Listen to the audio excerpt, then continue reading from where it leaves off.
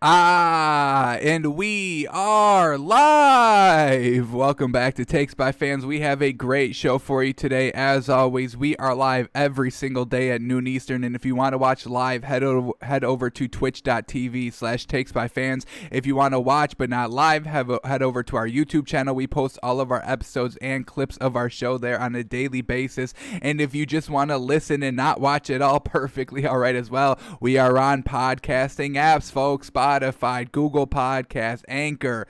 We're very close to getting into Apple Podcasts, folks, and what's the other one? iHeartRadio. Very close on those two. So stick around there here, or just stick around here for Takes by Fans for those updates. But however you want to watch, whether you want to watch or listen, we've got you covered multiple ways. Just know that we're live every day at noon, and the name is Takes by Fans. Pretty simple. So today is Friday on the show. Congratulations, everybody, making it to the end of the week. Congratulations, made it again. And yeah, we're ready to make our picks. We guessed and reacted to the lines yesterday, slept on the lines, feeling, oh my goodness, we're feeling confident. We got some 6 great picks here today, folks. We're making money this week, right in time for the holidays, right in time for Christmas. We're making a lot of money here with our picks. So we'll give you our picks. We'll do our playoff machine. We did that last week. That was great. Gonna do it again today for this week's game. So we'll tell you what the playoff scenario, what the playoff picture looks like going into week 15. Then we'll pick the winners of all the matchups, and then we'll see how it changes out going into week 16. And then we got to break down Thursday Night Football. What a game last night. Great game. Went into overtime. Some clutchness, some not very clutchness. Chargers not being clutch, but then being clutch. That's just classic Chargers, right? They finally are able to kind of string along 2 straight wins. I mean, crazy, but hey, the Chargers are looking forward. So, yeah, we'll break all that down. But before we get into all of that, we got a couple of stories to go over. So just real quickly, here we go. Washington quarterback Alex Smith, he did not practice Wednesday. He did not practice yesterday. He is attempting to get some work in today because he still wants to be the starter come Sunday. So the team has hoped that he would start despite a calf strain, and practicing on a limited basis today would go a long way toward that. So I think the best decision is to get this man healthy. Let this man rest up for another week. Dwayne Haskins, he can control the game. He can be a game manager. And you know, you're going against Seattle, and you just really want to hammer down your defense because you're not going to be able to outscore Russell Wilson. So the defense really is going to be what wins them this game, and that's why they have, what do they got, 6 wins? It's pretty much because of their defense, all those wins. So I don't want to see Alex Smith really out there this week. I think it's unnecessary. Let this man, if this is going to be kind of your starting quarterback going into the playoffs, I would pretty much start Dwayne Haskins, get Alex Smith 100% healthy. I don't think the difference between Alex Smith and Dwayne Haskins starting at quarterback is that different, folks. Maybe Alex Smith has a slight edge above Dwayne Haskins, but I think Dwayne Haskins has the slight edge above Alex Smith because he probably knows the playbook a little bit better. He's been here a little bit longer than Alex Smith has. So I don't know. I don't even like watching Alex Smith play. I don't think he's doing anything. And that's not to knock the man. I know the injury. I get it. It's fantastic. His story is fantastic, but his play on the field, it's all right. It's game manager type stuff. So Washington, I think it's a mistake if they start Alex Smith this week if he's not 100% healthy. If he's 100% good to go, then I guess you still rock with him. I mean, he's been your starter for the last couple weeks here. But the main point is I think Dwayne Haskins can step in and be fine. He can win you the games. I think he is a little bit better than Alex Smith. But yeah, that's what we got here with Washington. Hopefully Alex Smith, he's trying to play on Sunday. We'll know more if he actually does practice today. We'll come back at you with some updates tomorrow on the show. Alrighty, and then our last story, so just 2 quick stories here. Drew Brees, he's going to be the starter this week for the Saints. Now, I think Sean Payton was kind of forced to start Drew Brees this week because Taysom Hill just lost last week. It's unfortunate, but I think, they just have to do this move. They already lost that number 1 seed in the NFC. They do want to kind of get that back and maybe still kind of compete for that. And, Taysom Hill losing last week, I think it kind of forced Sean Payton to be like, you know what? We really really can't lose another game. If we lose another game, we're definitely not getting that number 1 seed. So what else? I mean, we want that. The Saints desperately want that number 1 seed because they've been getting, screwed over in the playoffs a couple of times in the last couple of years. So they want home field advantage throughout the entire thing. Drew Brees wants to go out on top. He wants to be, at home until he has to go to Tampa Bay for the Super Bowl. So, we'll see what we get here. But, Drew Brees, he's going to be playing this week. And it is kind of funny. This guy, comments, this was what he tweeted, Adam Schefter tweeted out just like yesterday. Sean Payton said that Drew Brees still has, quote, a way to go in his recovery from, the broken ribs. So I think we did cover this tweet, actually. So, with Taysom Hill, he's a great quarterback. I think he can start in this league. I think he had a little bit of a bad game last week, and the defense not really being able to stop Jalen Hurts hurt them as well. But, Sean Payton seems like he has no choice and has to put Drew Brees out there. I don't like it. Doesn't seem like he's 100% healthy to me. I would just get this man ready to go for the playoffs. Let Taysom Hill. He can close out this season still, undefeated. He can win their last 3 games. He is that capable, folks. He just had a bad game last week, and it's unfortunate.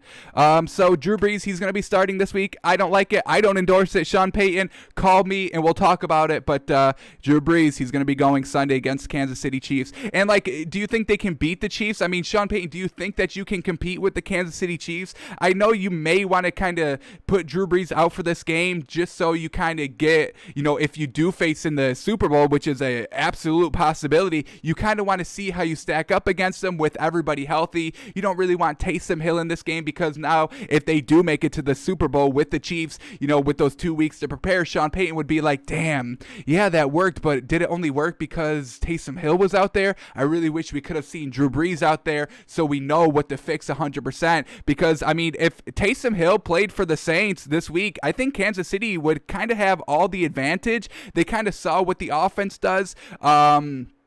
And, they can kind of, tweak their game plan, where the Saints, they're like, we don't know what's actually going to work and not work against this team with Drew Brees at the quarterback position. So, it really could go either way of who's getting, the advantage if, these two teams do meet in the Super Bowl.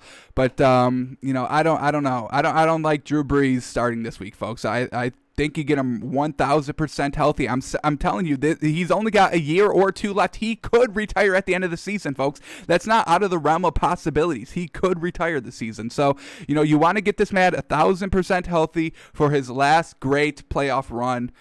And I think bringing him back this week. I mean, look at folks. 11 broken ribs and a punctured lung, and this man was out 3 weeks, 4 weeks? I don't know. Get those extra 3 weeks. Get this man healthy, man. Alrighty, so those are all the stories that we just needed to cover real quick. Alex Smith is most likely going to play this week, and Drew Brees is going to be starting this week. Alrighty, so let's jump into last night's game, and it was a good one. And I mean, folks, Justin Herbert, this kid is the real deal, folks. Once again, 22 of 32. What is that, like 60% completion percentage still up there? 63 maybe. So great completion percentage, 314 yards, 2 touchdowns, no picks, the game-winning touchdown in overtime, the rushing touchdown, absolutely fantastic. So this man's doing so much great work there, and he's having himself a fantastic year. He should easily win Offensive Rookie of the Year. Who's better than this man?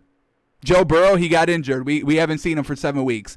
Jerry Jeudy, I mean, he's the wide receiver. Yes, he's doing good, but who can rival this man for Rookie of the Year or Offensive Rookie of the Year? I don't think anybody can. This man he's going to be great, folks. If he has to stay in the like LA with the Chargers, I don't know if that will work, because I don't know. This team, last season, the Chargers were like plug and play ready with Phillip Rivers. This season, once again, they were kind of plug and play. They just needed the quarterback, and they're still only at 5-9. And do you think Justin Herbert's going to get better? I mean, how much better is this man really going to get in the offense? I don't know, man. I don't like the Chargers, their coaching staff. It's something about it. The quarterback's great. Nobody's doubting that. They have all the talent offensively. Austin Eckler, a great performance here. 13 carries for 60 yards. Fantastic work.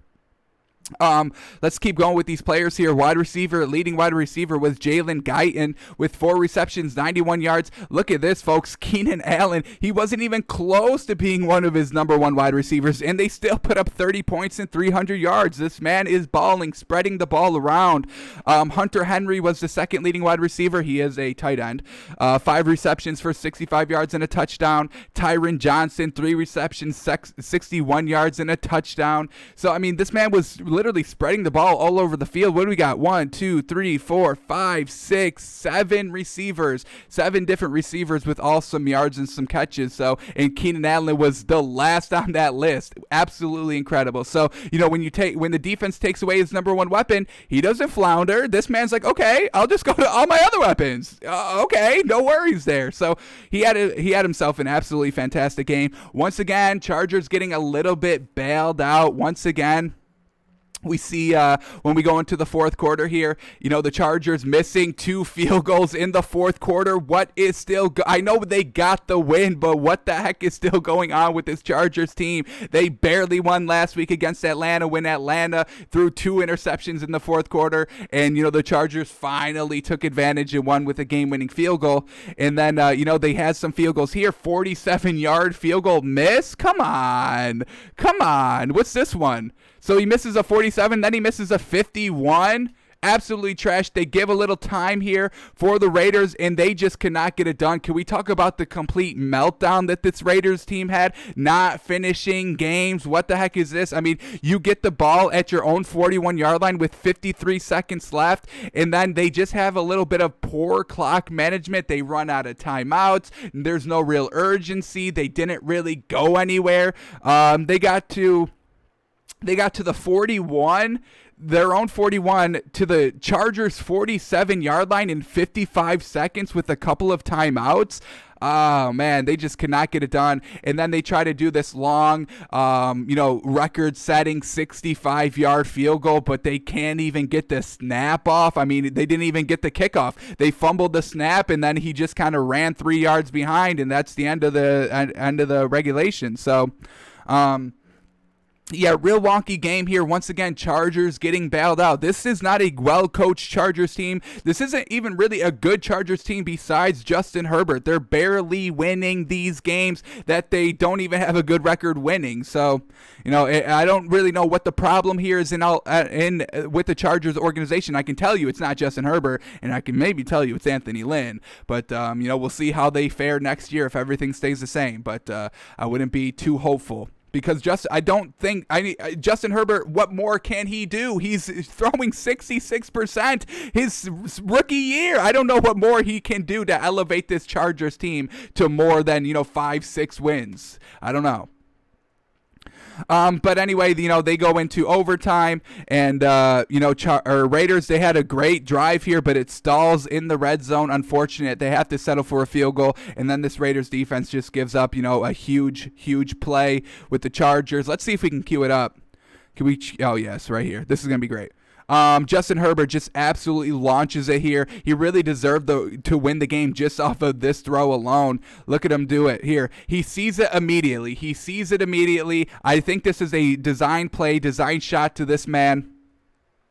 And, he just stands in the pocket. Well done by the offensive line. I mean, look how long this man's got in the pocket. We can count the time here. Let's count the time.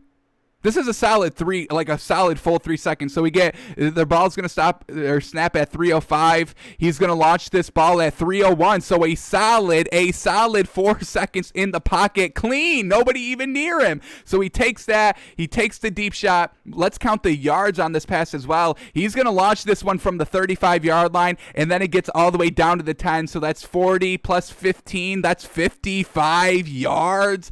Holy moly, the man's got a cannon, and it is absolutely on the money. Maybe a little underthrown, a tad underthrown. You see the receiver kind of having to kind of stop and look back and wait for it just for a very, very short second. And Let's watch this because this defender, once again, Raiders defense not being good. We've seen it time and time again. Right here, this corner, what the heck is he doing? This man is running full speed at you and you're flat-footed. The corner thinks he's gonna be breaking either inside or comeback route, and he just blows right by him. I mean, look at folks. This man's got 5 yards of space between the defender. Just absolutely gets burned here. He doesn't what are we doing there? What are we doing there? So Raiders just not being good, unfortunate. Not capitalizing on these kind of, drives here, having to settle for field goals. But let's talk about the Raiders now because Derek Carr did not play most of this game, folks, and Marcus Mariota came in and did a masterful job. He was looking, you can make the argument that he's now the best backup quarterback in the league. How crazy is that to say? I mean, probably coming into this game, you would probably say maybe Jameis Winston, some other backup quarterbacks, Ryan Fitzpatrick, but Marcus Mariota, holy cow, where did this come from? 17 of 28 for 226 yards, 1 touchdown, and 1 interception. I think what we saw last night for Marcus Mariota, I think John Gruden is like, I think I want him as my starting quarterback next year. I think Derek Carr may be done now because what we saw with Marcus Mariota. I mean, if John Gruden can turn this Raiders offense into like a Patrick Mahomes with the Chiefs or Kyler Murray with the Cardinals or Lamar Jackson with the Baltimore Ravens, they can do that. I mean, they got Josh Jacobs as their running back. They can read the read option with that. And then you've got, Darren Waller, who's 6'5". Could you imagine running like wide receiver screens with Darren Waller and Henry Ruggs and Nelson Aguilar? I mean, this team could be a kind of dual threat quarterback team, run pass option. They can't do it this season. I mean, this season's kind of washed. They've started out good and then crashed and burned like they did last year. So I mean, I think John Gruden's got a lot to think about with this Raiders team come next season. And, Derek Carr hasn't been getting it done, turns the ball over a lot. He's kind of playing like Carson Wentz. They are very similar this season. And I think Marcus Mariota, he proved himself here on Thursday night football. Let's see if he can do it again. I think what the Raiders should be doing it for the rest of the season, they've got, 2 games left now. I start Marcus Mariota these last 2 games. Let's see what he's got in real game time situations. Absolutely. They probably don't make the playoffs, but they kind of, have still kind of a mathematical chance of still maybe squeezing in there. So let Marcus Mariota handle that pressure, try to have that mentality. Let me lead us to the playoffs and, see what he's got because obviously Derek Carr has not worked. Last season started the same as this season. Great in the first half, awful in the second half and missed the playoffs. So, are we going to keep doing that for, seasons on seasons with Derek Carr when, Marcus Mariota kind of comes in here? The interception, let's talk about that because he did have an interception, 1 touchdown, 1 interception. The interception, not 100% his fault, a little bit his fault. It's his fault because he threw it behind the receiver, but it could be not his fault because it could have been just a little bit of miscommunication, maybe a little missed route or kind of a wide receiver. He kind of decides the route. Do I stop short or do I keep going? He has to kind of read the defense, so maybe it was just a little bit of a misread. Let's get this play queued up. We'll get the interception queued up actually. Let's talk about it.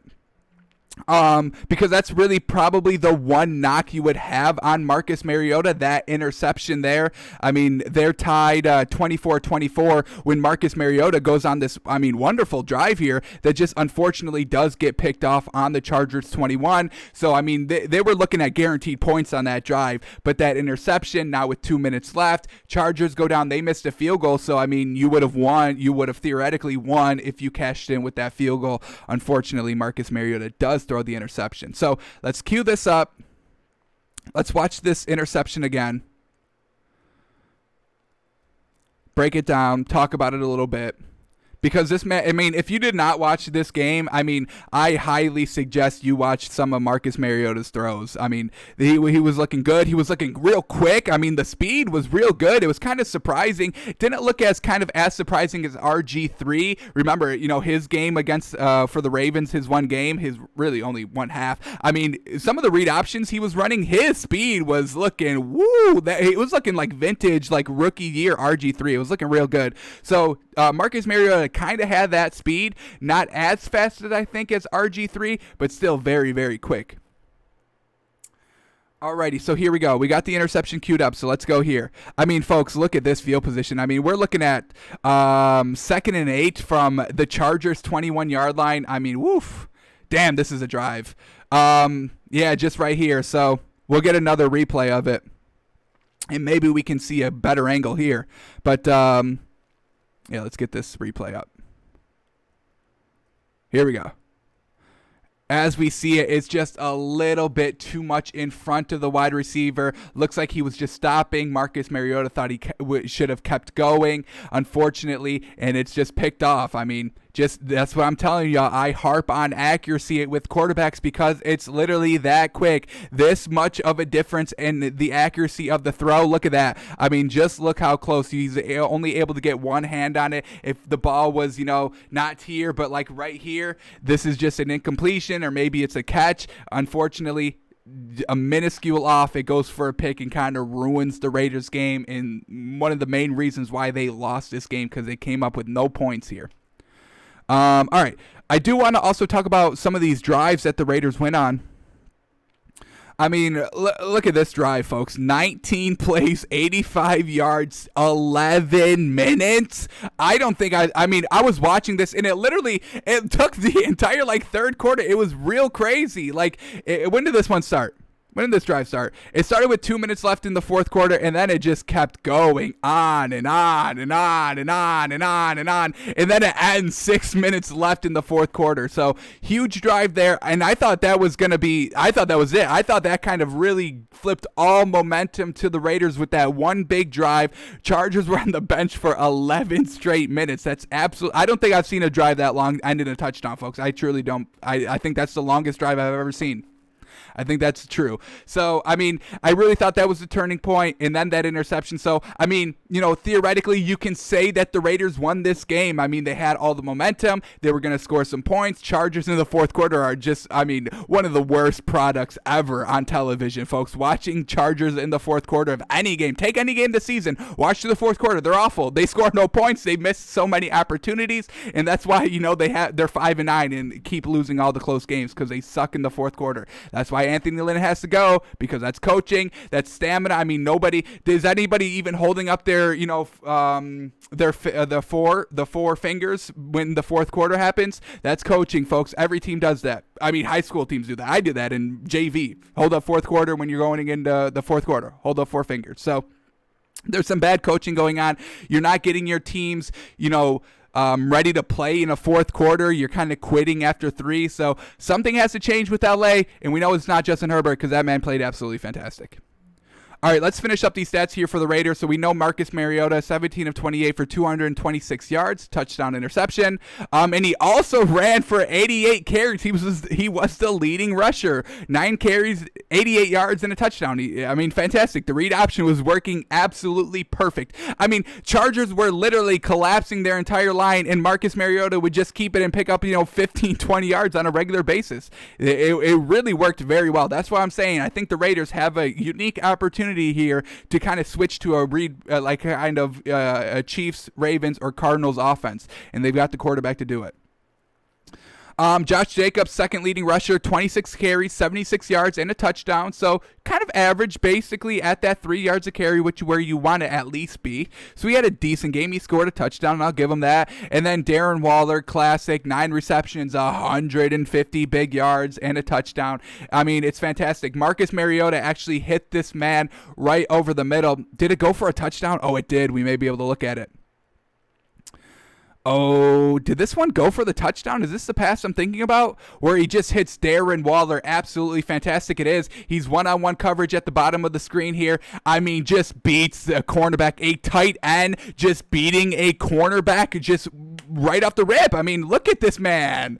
This man is 6'7", as a tight end, and runs like a 4.3 40, folks. Just cleanly beats the corner on the rip at the bottom of the screen. And Marcus Mariota, do you see where the heck he places this ball? This is exactly what you want in the read pass offense. Just kind of, all right, read option, hand it off, keep it, 10 yards here, 7 yards here, and then you burn them here for 40 yards, touchdown pass. This is why this kind of style of offense offense can work with the Raiders, and I'm about it, folks. Look at that ball. Beautiful. Absolutely. Drops it in.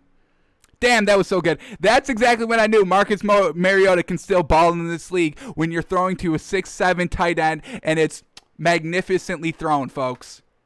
I could watch that play all day, honestly. That is beautiful. Damn, that's great.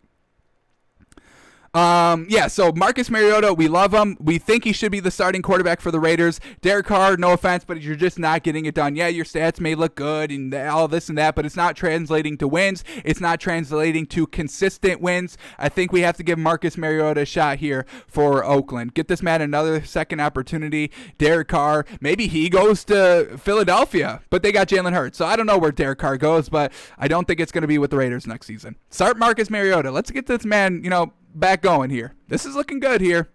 This offense with Marcus Mariota, they were looking good. Long drives, not turning the ball over besides that interception, but, So, yeah, that was Thursday Night Football. Great game. Justin Herbert kind of secured Offensive Rookie of the Year, and I think Marcus Mariota kind of solidified his starting spot next week.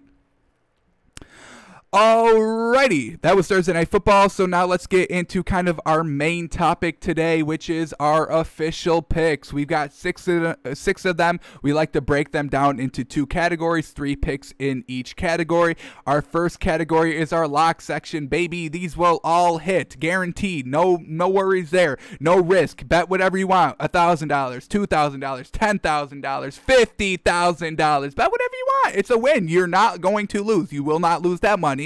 So bet whatever you want. And then we got our 99% guarantee section. We still feel very confident about these picks, but there is maybe one thing that can disrupt the bet and you lose. So don't bet, your entire life savings. Don't bet your entire bank account. Maybe half, a quarter, but we still feel very good. So, still have a little heftiness in that bet. All right, let's remind you what we did last week. Whenever you are, thinking, what does Takes by Fans think about this game? What are they taking? Go to our official website, takesbyfans.com. Go to the Daily Picks category or tab at the top of the website, and then click on whatever date you want to look at, and this is what we got. So last week our locks were Raiders +3. They lost, unfortunately, and they did not cover the 3. They kind of got blown out by the Colts, and that was, that's when we finally sold all of our Raiders stock, and they are official pretenders. So we lost that. We lost the bet, but hey, we kind of learned some information going into next week. So we got some stuff there. We picked Steelers +2. This offense is still a little rockety, and the Bills are a lot better more consistent than we thought they would be. So once again, we're learning. Yes, we lost the bet, but we're learning so we can win this week. Folks, come on. And then Saints -7. Once again, lost that. They lost outright. Should have trusted the Eagles this week. And I'm going to tell you right now, I learned a lot from the Eagles last week, and now we're going to make money on the Eagles this week. So once again, we lose, but we learn a lot and ready to win this week because of it. And then our 99% guarantees, we had Bucks -6.5. That one hit. They were looking good.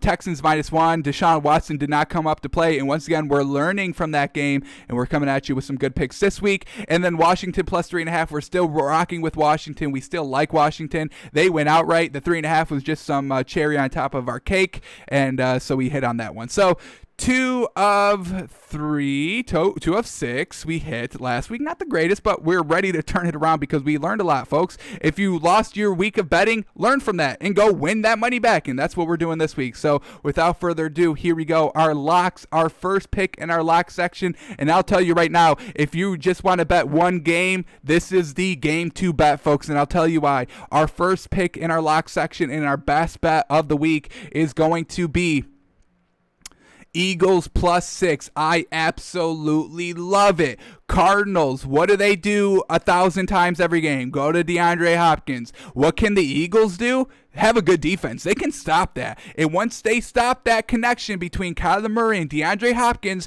this Cardinals team cannot score any points. It's unfortunate, but they're kind of a one-trick pony on how to score some points in the NFL. So Cardinals here, they're a little bit predictable. This Eagles team, Jalen Hurts coming in. He's still starting. I still like it. This Eagles run game is absolutely fantastic. Miles Sanders is helping out this Eagles. He's basically the only Eagles offensive player that that is doing any consistent work here. So I love that. I love the running game. In this Eagles defense, I'm telling y'all, it's top 5. It is top 5. I kind of unveiled our top 5 defenses last week or yesterday. We've got Steelers, Dolphins, Rams, Eagles, Washington. Those are the top 5 defenses in the league, folks, and this Eagles defense is real good, and they kind of fly under the radar. We saw it last week, stopping Taysom Hill and that elite Saints offense. Folks, if the Eagles didn't allow that many points against the Saints, this Cardinals team, they're not that much different in kind of the offense that the Saints runs. And they kind of only go to one of their receivers, where the Eagles had to cover Michael Thomas and Emmanuel Sanders and Jared Cook and Alvin Kamara. So they had 4 players to cover, never got burned by really any of them. And now the Cardinals, they have no running game. They don't use any of the runners, and they have David Johnson. That man's a great running back. So not buying this Cardinals, or no.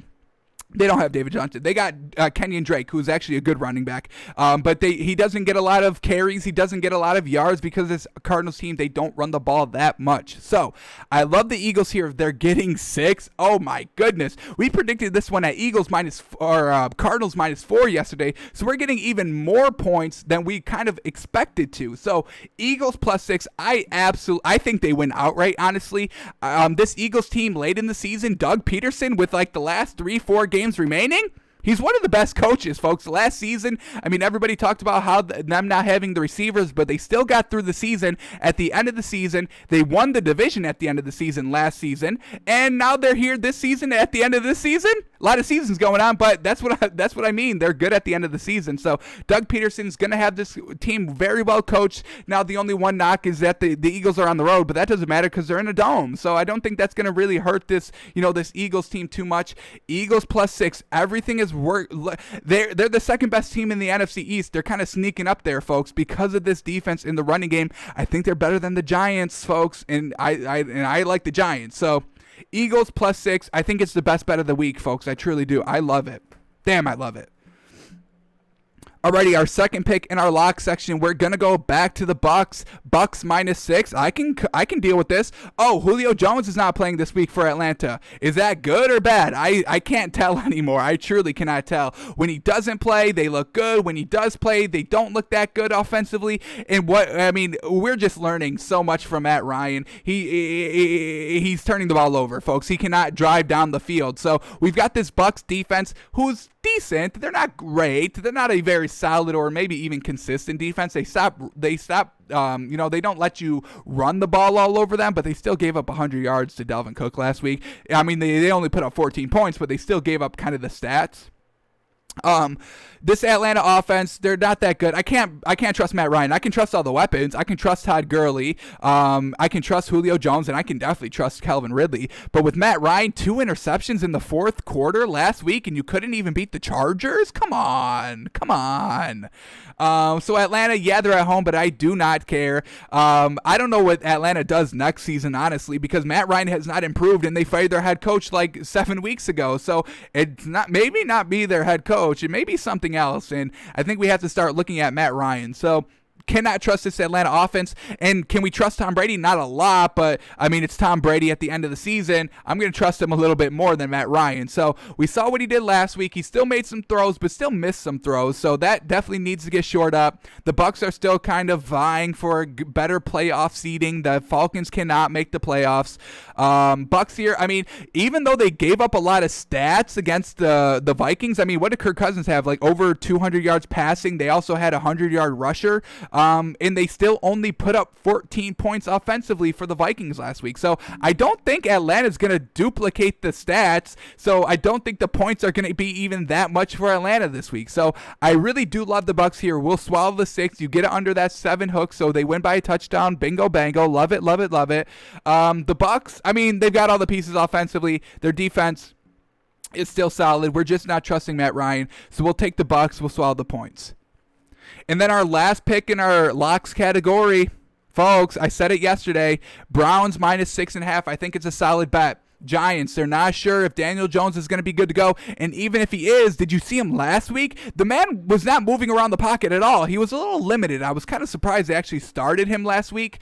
I get kind of the urgency. They kind of need to win out to try to, compete for that NFC East to get the playoff spot, because that's the only way they will get a playoff spot is winning the division.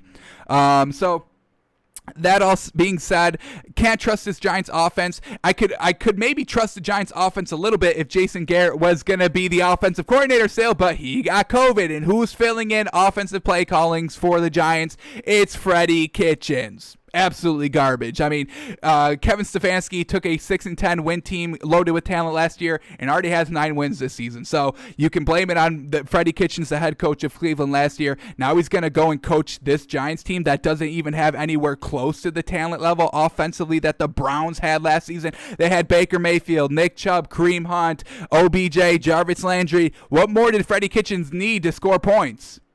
He doesn't have anything near that in New York. So, primetime game. Giants are at home. Giants defense, how good are they? I mean, they went to Seattle and kind of stopped Russell Wilson. That was good. But this Browns team, coming off of a good loss last week against the Ravens, still trying to kind of secure their spot in the playoffs, will swallow the 6.5 here. I don't think the Giants are going to do anything offensively. And this Browns team, when Baker Mayfield isn't turning the ball over, they're looking real, real good, folks. So we'll swallow the 6.5. Just cannot trust the Giants offense this week. That's what it's coming down to. The Giants defense may be good, but I mean, is this going to be like a 10-3 game? We win. They win by 7. We took a minus 6.5. So even a lower scoring game, I expect the Browns to put up probably at least 20 points, and I don't think the Giants really get close to 14, honestly. Cannot trust it. So we'll take the Browns minus 6.5.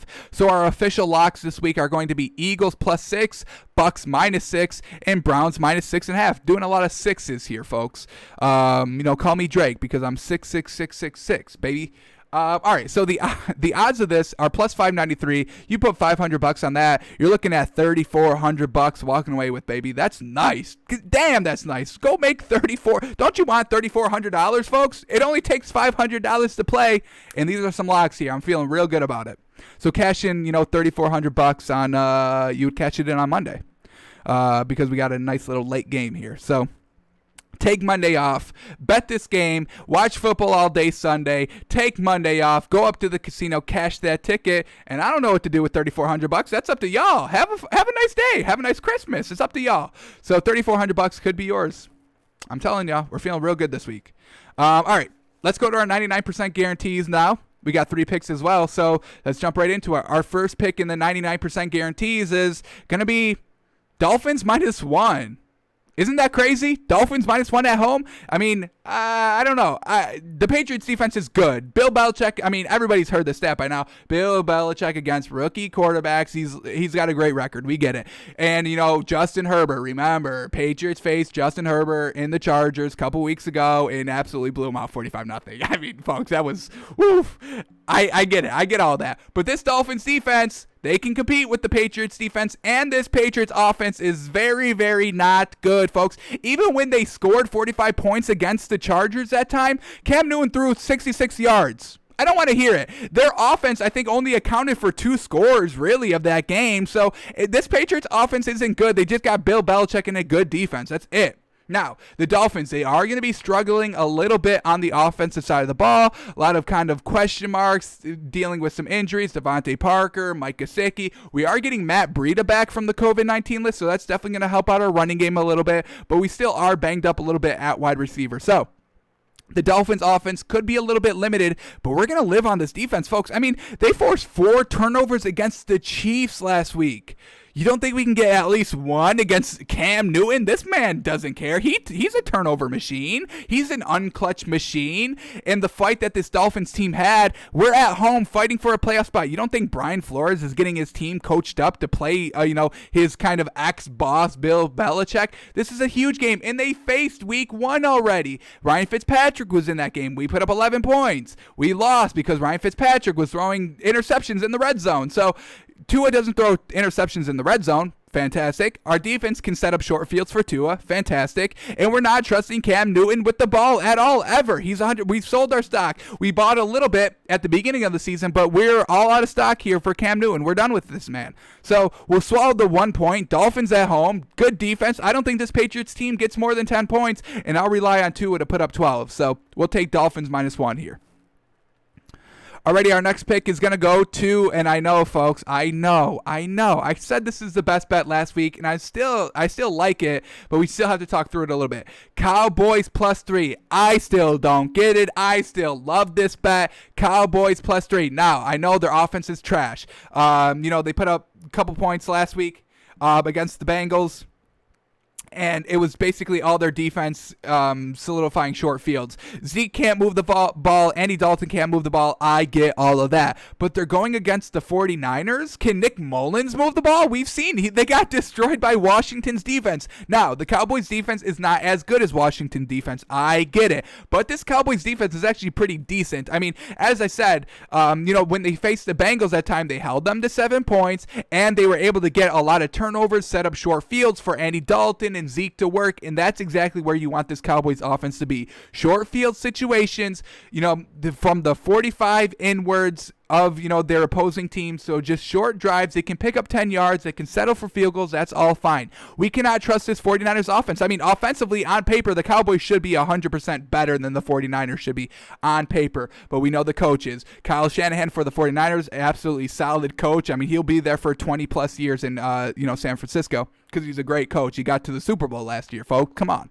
And then we got the coach for the Cowboys, Mike McCarthy, garbage McGee. I mean, massage McGee while practice is going on. So I get all that, but this is the Cowboys at home. Still maybe a slim chance of still fighting for that division. Slim chance. The Cowboys, they're coming off of a win. That's fantastic. And, they're back at home. Once again, fantastic. So this offense needs to get on track at some point. I mean, we expect they got the talent, folks. Come on. Andy Dalton's a very solid quarterback. We just saw Marcus Mariota come up and back up in his first game in a long time, and he just absolutely crushes it. Andy Dalton, we're waiting for that. Zeke, we're kind of waiting for a Derrick Henry game from you as well. So the offense, Cowboys, it's got to hit at some point. They're at home, closing out at the end of the season. We're getting 3. That's the main thing. If this was, Cowboys +1 or a pick'em, I would stay away from this game. But we're getting the points here. Play the number. Both these teams are not good. So 2 not good teams. I'll take the home team that's getting points and who has a very solid defense. I mean, the 49ers last week got absolutely obliterated by Washington. Their offense was absolutely Washington's offense was trash. I mean, it's not like Washington had a huge lead. I mean, the 49ers were kind of battling, and it was a close game, and then, the offense sputters. So, Cowboys +3. I mean, I think it's a lock, folks. I just cannot trust Mike McCarthy that much. That's why we have to switch it to the 99% guarantees, because I'm not putting my entire faith in Mike McCarthy, folks. I've been the biggest proponent to get this man fired because he's ruining this Cowboys organization and the talent on this team. But, that's why it's a 99% guarantee. Cannot trust Mike McCarthy 100% just quite yet. But I still love the Cowboys +3. And then our last pick in our 99% guarantee is going to be Colts -7, folks. I'm ready to buy into Phillip Rivers. He's looking very consistent, not making the mistakes that he has made his entire career or even last season. So that's huge. He's cleaning it up, and this running attack for Indianapolis is absolutely fantastic, folks. I love it. The defense is not that good. They're a decent defense. They're about an average defense. So I like the Colts here. They're at home. I get this is a division game, and these teams played 2 weeks ago. Now, this is where the 99% comes in because Deshaun Watson, he fumbled on the 1-yard line the first meeting of this game, so expect him to kind of come out and maybe be a little bit more fiery than he was last week, maybe a little bit more aggressive than he was last week offensively. But they still are losing all their wide receivers. Kiki Cutie, are we going to be able to count on him this game? He had 1 good game and 1 bad game. How is he going to go? Game number 3. This is the decider. Is he good or is he not good? We've got, the majority here now. So we'll have either a 66%, good games or 66% bad games. That's what we're going to learn from Kiki Cutie this week. Texans on the road. The season's really getting, out of hand for them, They really can't make the playoffs anymore. So, yes, this is a division games, and I know I say division games are very close, but this is Colts team ready to kind of solidify their chance at the playoffs. Texans, they're looking to vacation last week. I mean, they couldn't even stop Mitch Trubisky last week, folks. Come on. They put up 7 points offensively. They're not going to be able to do anything this week. We'll swallow the 7. Colts big, Phillip Rivers big, and, Deshaun Watson, I think he's kind of, looking forward to, maybe not Deshaun Watson, but everybody else in that Houston Texans organization, they're all looking forward to vacation. So we'll take Colts -7.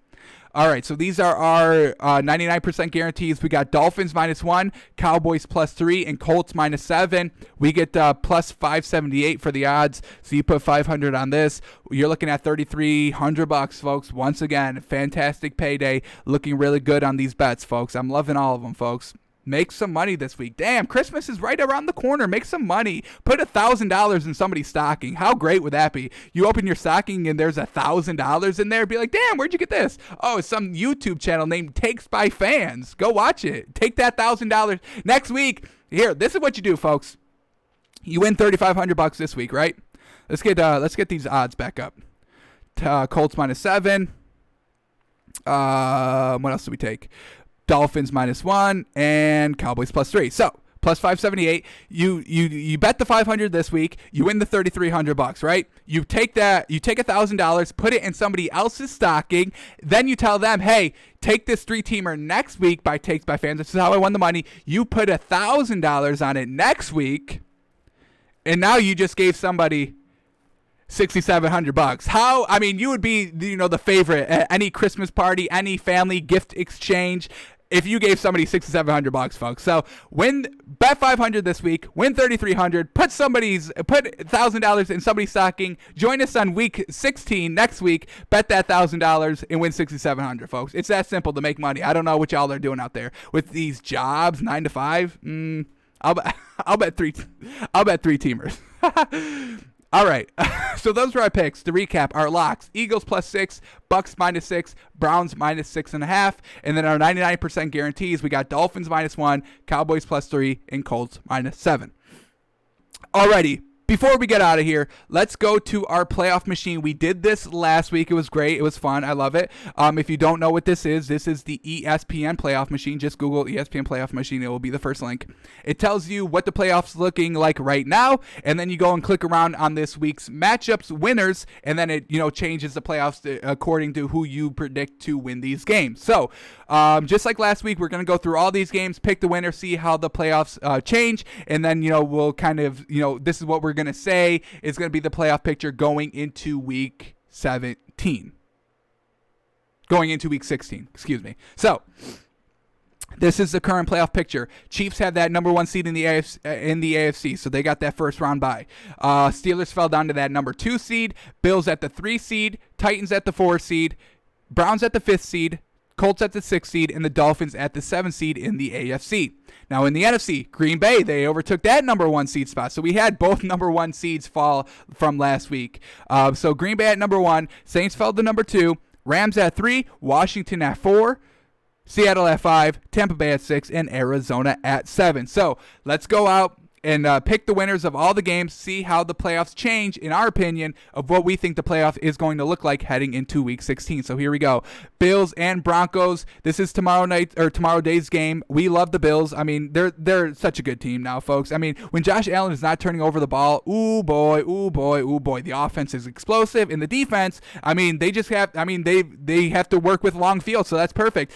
Josh Allen's not giving up short fields for the defense. We love the Bills here. We do still like the Broncos. They do have the ability to upset the Bills this week, but we're gonna believe in Josh Allen. So we got the Bills winning against Denver. Green Bay Panthers. I mean, we got to go Aaron Rodgers, folks. Aaron Rodgers at home. I mean, they're 8-point favorites, folks. Come on. Yeah, we love Green Bay, so we got them winning. Nothing changes there. Dolphins Patriots. Dolphins -1 is our official pick, so we're gonna go Miami. Them just winning keeps them in the 7th seed. Okay. So we'll see if, the losses by the Browns or the Colts affect the Dolphins' number 7 seeding. But with the Dolphins win, they stay at number 7. Ravens, Jaguars, got to give it to the Ravens here. They're still looking for that playoff spot. So if the Ravens win and the Dolphins win, the Dolphins still stay number 7. Ravens still kind of waiting for somebody to fall out. All right, Houston and the Colts. We love the Colts. We took them -7. We're going to predict them to win. So with the win here, the Colts go to the 4 seed because now they would be division winners against Tennessee. Now let's do the Tennessee game against Detroit. Tennessee's pretty much going to win that game, so we'll go Tennessee here. And now with that, so Tennessee goes to the 4 seed. They reclaim that 4 seed. The Colts actually go up to the 5th seed now, and the Browns fall down to the 6th seed. We'll see what happens when we do the Browns game in a second. 49ers and Cowboys. We like the Cowboys here, folks. I don't think it's going to matter too much, the different winner here, but we're going to go Cowboys here. And that does not change anything. Washington is still winning the division, so even with the Cowboys winning. Seattle and Washington, this one's tough. This one's going to be tough, but we're going to say Seattle wins it. And then once we're done with this entire matchup here, then we can go around and seeing different scenarios. But we're going to call it Seahawks here. I mean, it's Russell Wilson. This Washington offense is really not good, folks. I really do not like it. So, with Seattle beating Washington, Seattle goes up to that 3rd seed, and LA goes down to that 5th seed because now Seattle is that number 1 seed, and what are they, the NFC West, I want to say? All right, so let's keep moving on here. Bears, Vikings. Ooh, close game here. We'll go Vikings at home. Do we go Vikings at home? Damn. Yeah, Mitch Trubisky on the road, we're not trusting that. In this Minnesota offense, they do put up the stats. They just don't always put up the points because they do have a lot of turnovers in the second half. But we're going to say, let's say Minnesota. We'll come back, maybe switch this outcome after we've kind of gone through these games. So we'll say Minnesota wins, and that doesn't matter. I mean, maybe when somebody loses, it will matter. But as long as, Minnesota just wins themselves, it's not getting anything done. So we said Minnesota beats Chicago. Then we got the Bucks in Atlanta. Gotta go the Bucks here. Cannot trust Matt Ryan anymore. Bucks winning. They kind of keep that number 6 seed. No movement here. All right, Cardinals, Eagles. Ooh, this is the tough one, folks. Who do we say? We do like the Eagles +6. Don't really like this Cardinals offense. I think we rock with the Eagles this week, folks. I think they can honestly win out. This defense of Philadelphia, I'm telling y'all, they're so underrated, folks. In this run game, they've got a great run game too. It's just really Jalen Hurts being a game manager, and I think he can do it. We're going to call the upset here. Philadelphia over the Cardinals. Let's see how this shakes out. Minnesota would then jump up to that 7th seed because they won and the Cardinals lost. So the Vikings are really rooting for the Eagles here this week. All right, then we got Jets and Chargers. Folks, why did I even say that? We're not talking Jets no more on this show, ever again. I don't care. They lose every game. They'll lose. We'll swallow whatever points you ask me to. You want me to swallow 20? I'll swallow 20. 25, 30, 35, 40?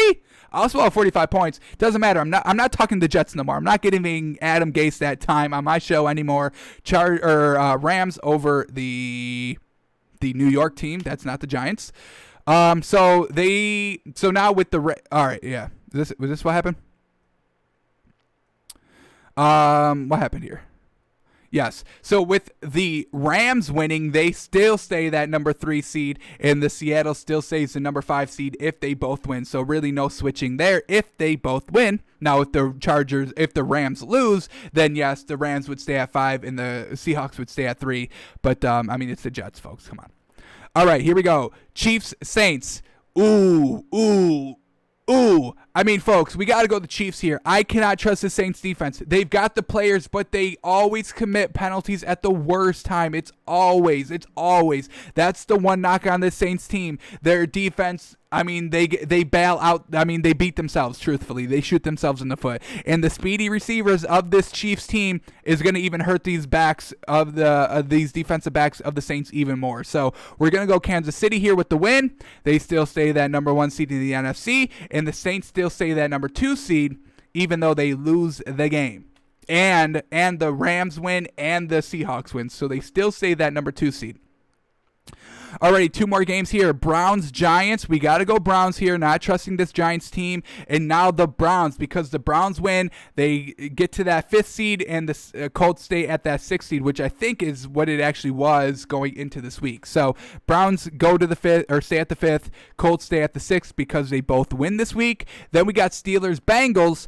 Steelers, folks, come on. And then they stay at the number 2 seed. So basically, does this look like no movement? Well, our official predictions, I think the only movement that we really have is Cardinals fall from the 7th seed and the Vikings get into the 7th seed.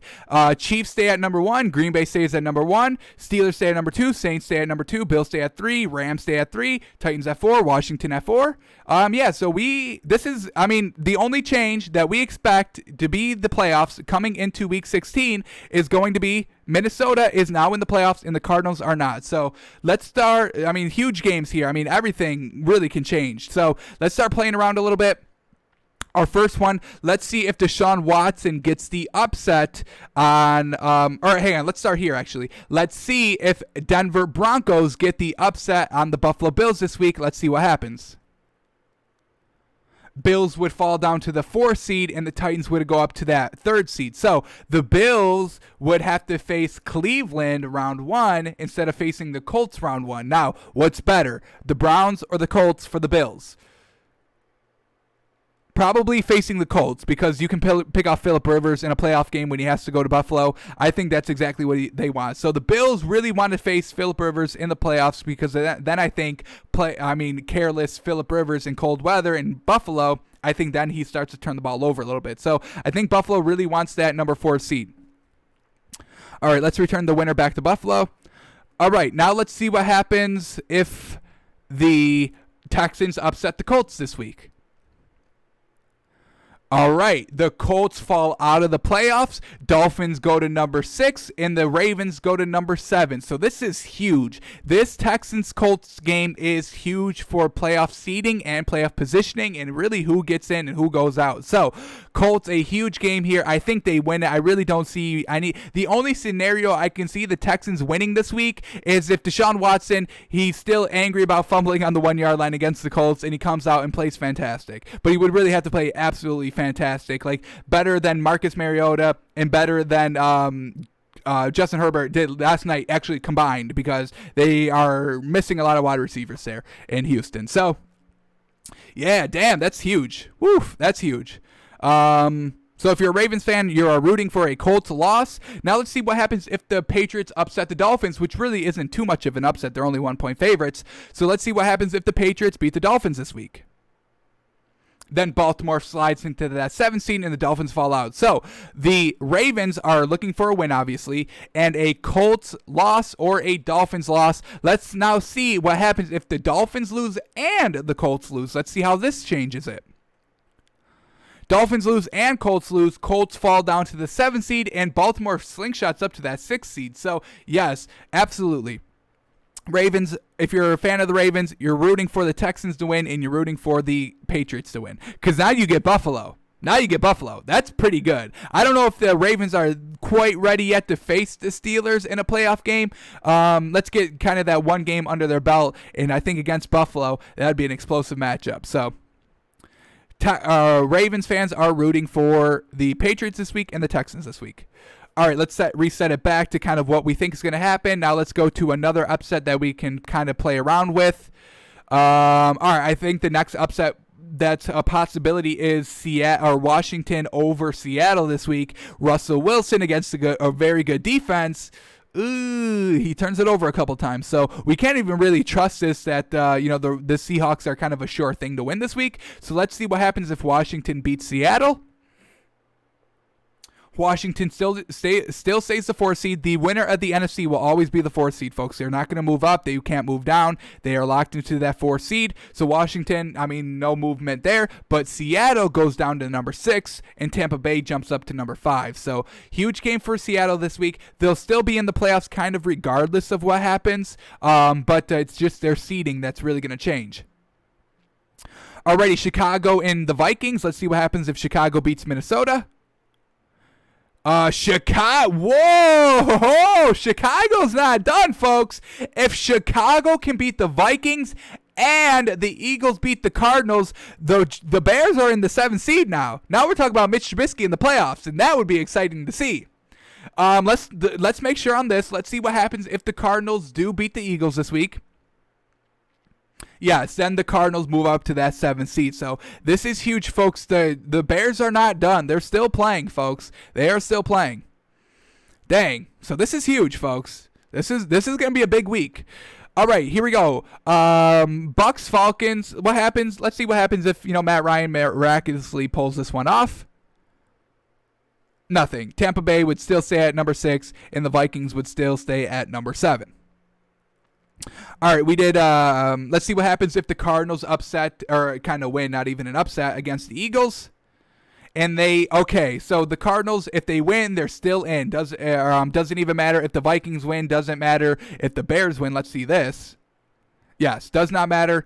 As long as the Cardinals win, they're still going to be locked into that playoff spot in that number 7 spot as well. So, Cardinals win. They are still in, heading into Week 16. I don't think they do, though, folks. I really like the Eagles this week.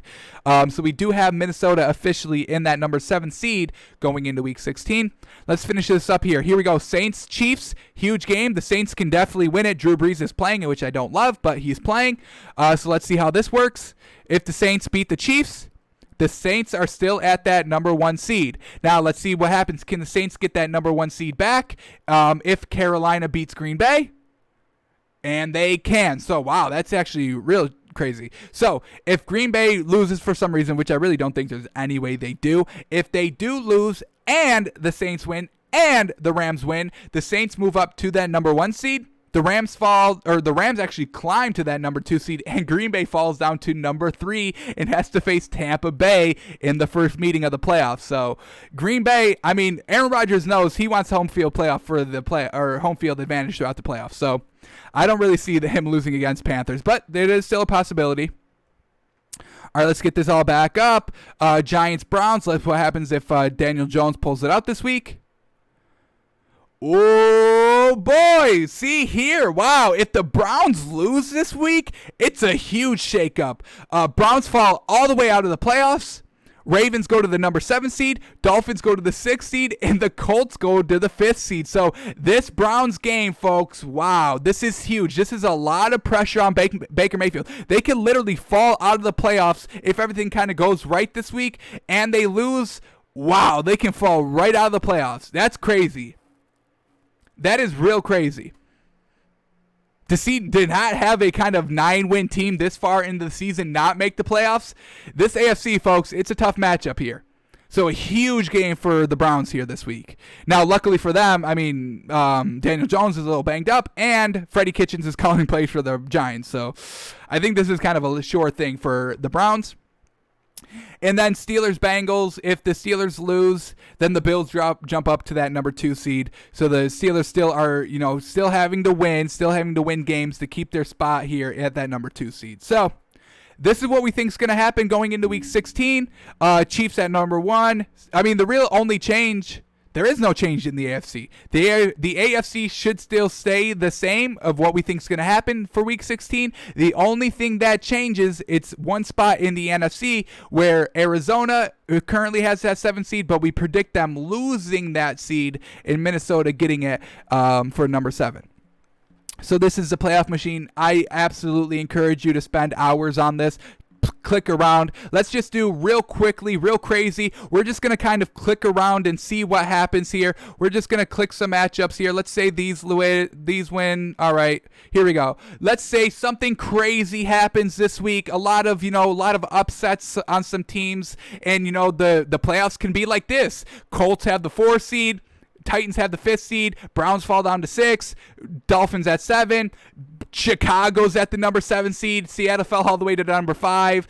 Tampa at number 4. So it really can get really wild here. Let's see if we can get real wild. Can we get real wild here? Let's see.